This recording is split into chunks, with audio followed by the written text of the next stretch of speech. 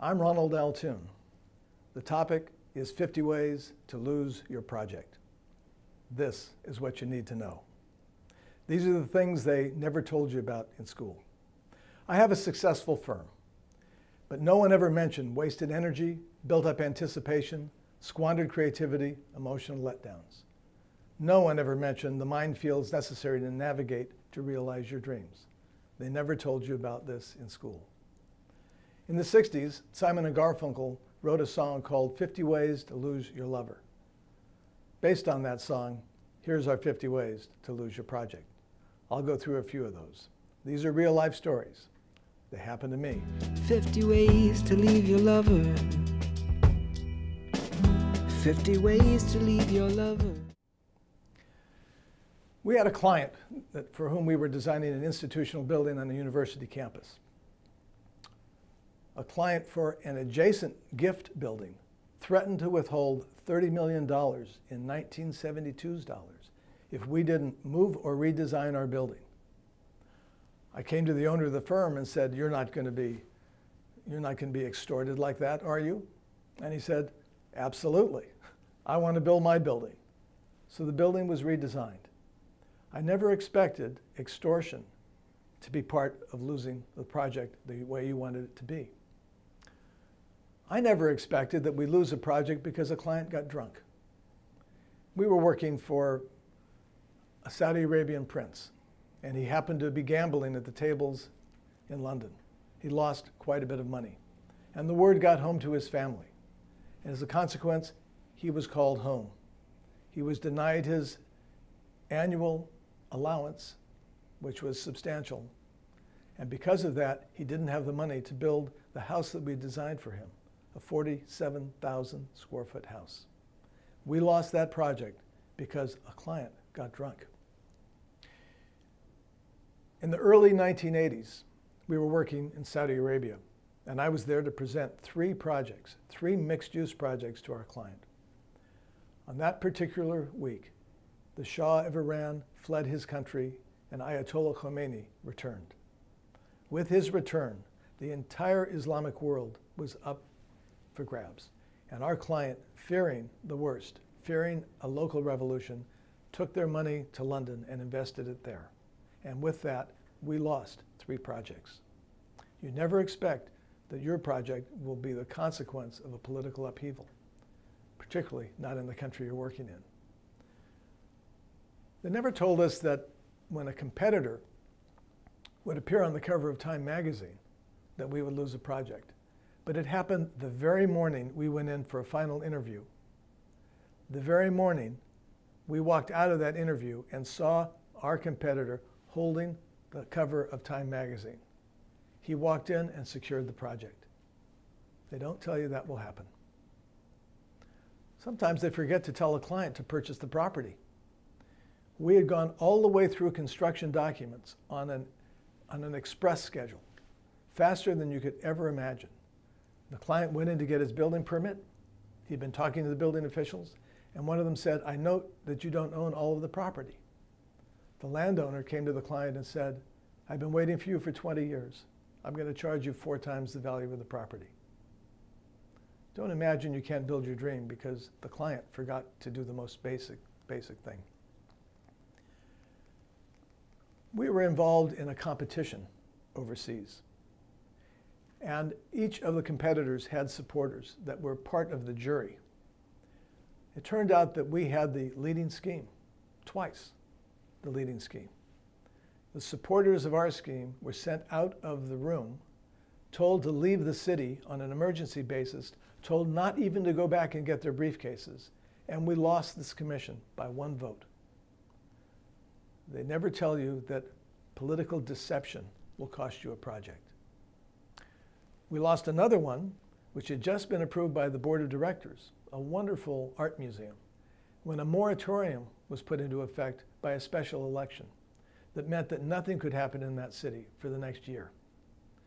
When it came back with the building being built in an adjacent city with a new museum director who wanted to go another direction.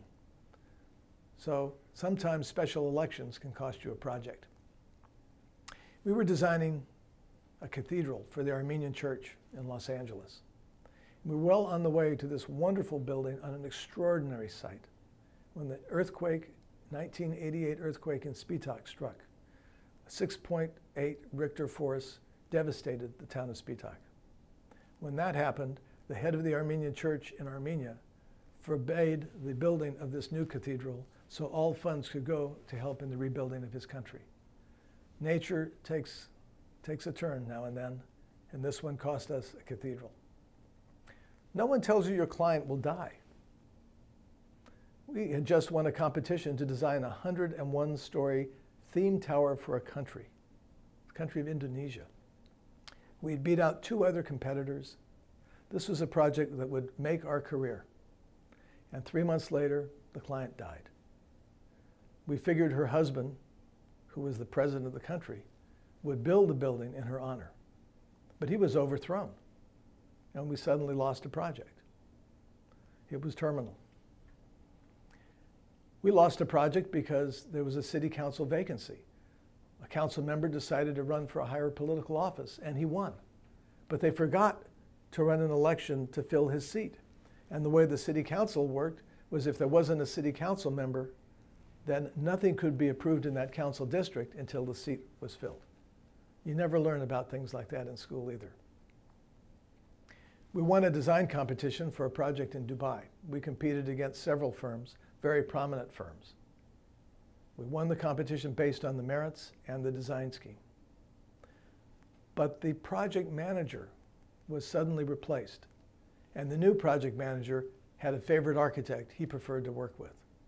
And suddenly, we lost a project that we had put a lot of effort into and deserved to do. And then there was a time when another architect's ethics, or lack thereof, allowed them to slip in and introduce reasons to a client why we, under contract, should be replaced by him because of his relationship to a major contractor and leasing people. We lost a 36-story office building based on his ethics. It can happen to you, even in the United States. We've been involved in a number of competitions. We basically don't like doing them because we believe that they don't allow the client a voice. But when they're rigged competitions, when they're there to highlight a particular architect and give that architect credibility having beaten others, it's just really unpleasant. Not only do you spend money you don't have, or at least more money than they're paying you, but you do it to support a really immoral act. Be very careful when you go ahead. In my judgment, competitions by their nature are immoral because they don't allow the client or the community to have a voice. And then there was one that was really a surprise to me, and that's when a client had a tryst. He had a relationship within his office, and he was running several projects that we were doing. He left the firm, and his replacement had another architect he really liked. So infidelity can sneak up on you when you least expect it. We had a client for a project overseas, a wonderful transit-oriented development project that was acquired by another company. The process of acquisition caused a delay in the project for some months, but it also afforded an opportunity for those that were close to that second client to find their way in and pick up a role in the project. These are strange times when people are doing things like that, but things you need to be aware of. Probably the worst thing that happened to us was when a client of ours, for a very successful project overseas, a very large project, gave our construction documents to an American competitor who gladly accepted them and said that he could produce a similar project for less fee than we could produce it. This is a violation both of criminal and civil law in the United States, totally unethical, and could cost that architect his license. But he did it anyway, and the only thing that we found of any redeeming value for us was that client went to prison and stuck that architect for $2 million. And of course, the next one is no one tells you your client will go to prison. We've had 9 clients go to prison while they were our clients. which means that we have at least a consistent judge of character, if somewhat flawed. But you don't expect a client to go to prison for embezzlement or bribery. You don't expect them to go to prison for tax evasion or theft or anything such as that. But it's happened to us 9 times, and the projects have disappeared when that occurred. And then the economic crash that we're all experiencing now has cost us 13 projects in Russia and Ukraine that one day may come back to life, and countless projects in the US. But the economy will do it, and it's all the more reason to have a balanced portfolio of work around the world. We had the global condominium meltdown that we all saw a couple years ago, and we lost a wonderful mixed-use multi-story project in downtown Las Vegas, which included residential and office condominiums, retail, clubs, everything. But that meltdown killed the project.